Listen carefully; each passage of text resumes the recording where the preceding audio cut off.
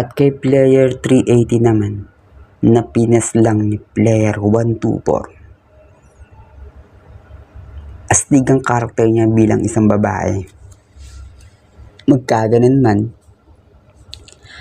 tulad kay player 248 at player 098, nakulangan rin ako ng screen time niya. Kaya hindi ako masyadong nakakonekta sa karakter niya. Kaya hindi ako ganun ka-affected nung namatay siya sa game. Si player 124 naman, yes, itong player na ito, mas kontrabida pa ang aurahan nito kumpara kay Thanos. At ngayong wala na si Thanos, panahon na niya para bumida sa eksena.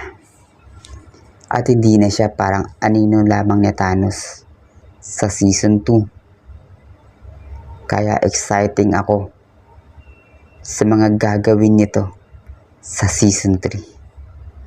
Sana may gawin ulit siyang kabrutalan. Pero ang survival rate ng player na ito ay 0%. Lalo't kontrabida nga siya, diba? At sana lang mamatay siya sa kamay ni player 333 or player 125, ang napakaduwag na player. Si Tanda naman na player 100, for sure gagawa ito ng something during game. Nahahantong pa sa pagkamatay pa ng iba pang mga players sa season 3.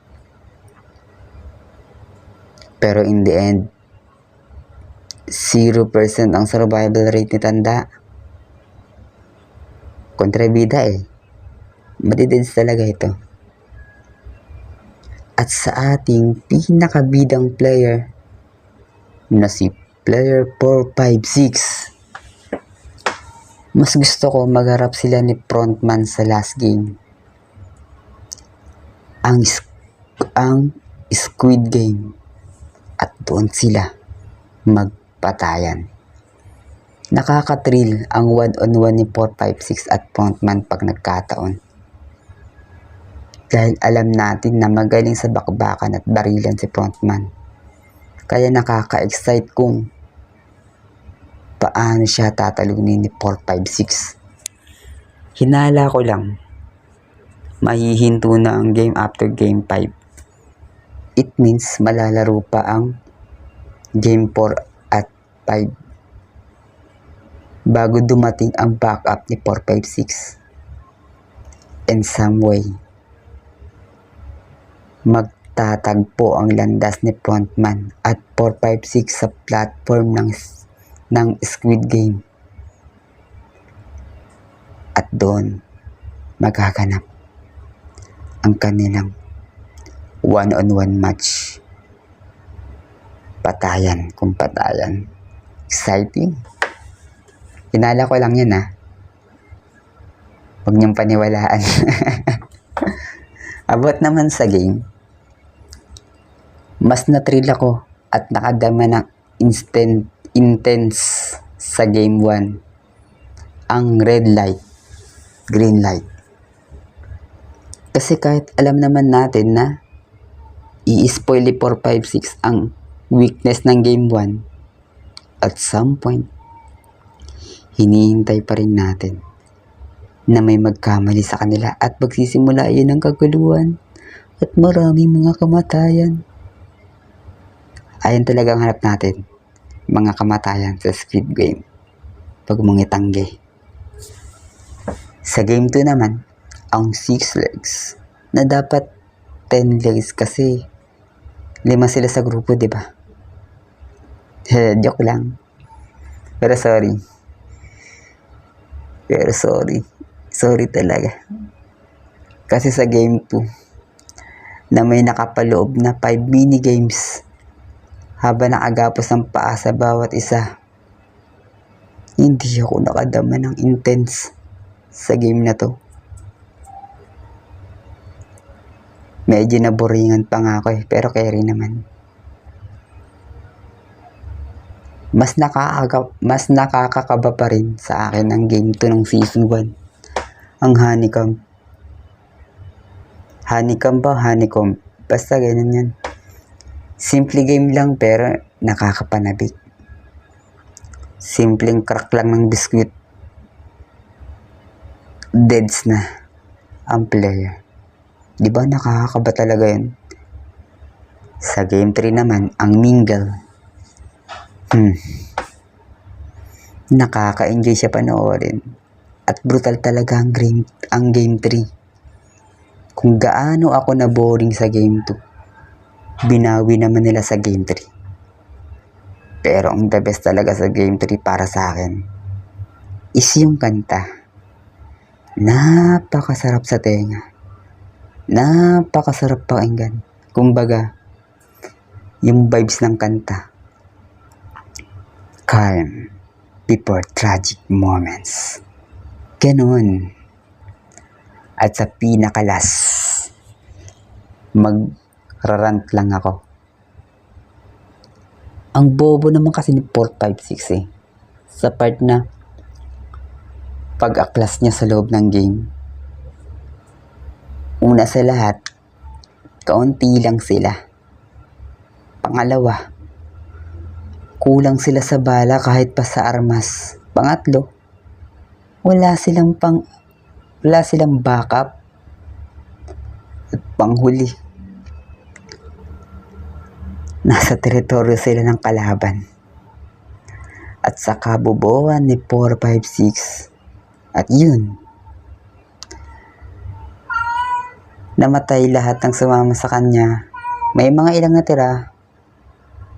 At kasama nga namatay ang best friend niya. Kawawa. About naman sa best friend niya, mukhang extra nga lang ito sa season 1 ng game. Mukhang extra nga lang ito sa season 1 ng Squid Game. Pero what the kambing na may bangs. Dito sa season 2, siya ang pinakaminahal na karakter. Sunod kay Trans dahil sa pagiging loyal niya kay 456. Ano man ang desisyon nito. Kahit isang beses nasilaw siya sa pera at nag-circle button siya. But una pa lang, nararamdaman ko talaga na mamamatay itong best friend niya. Why? Mas madrama kasi if mamamatay ang best friend ng bida, di ba? Ganun naman talaga eh. Kailangan natin tanggapin yun. Bahabol lang. Sobrang nagustuhan ko ang episode 1 ng Squid Game Season 2 dahil nag-focus ito kay Mr. Recruiter. At kahit paano, may nalaman tayong kahit kaunti sa buhay niya. At nakaka-tense ang Russian roulette na ginawa niya kay Mr. Kim at sa kanang kamay nito. To be honest, mas may care pa nga ako sa right hand man ni Mr. Kim kumpara sa mga new players eh. Basta ayoko mamatay yung right hand man eh. Ang ikinaganda lamang sa season 2, nagkaroon tayo ng susubaybayang karakter sa hanay ng mga guard, hindi lang sa mga players. Yun na nga, si ating guard, number 11. Napaka-misteryosa ng karakter nito.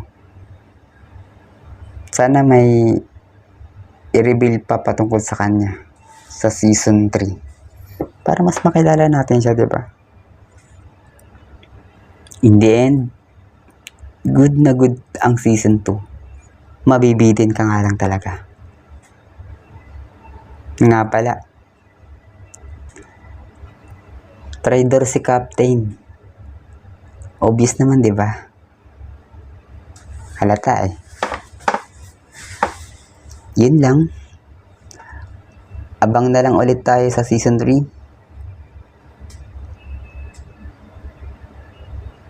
Bye-bye. No edit. Kaya kasama ang mga mistake. See you in next video.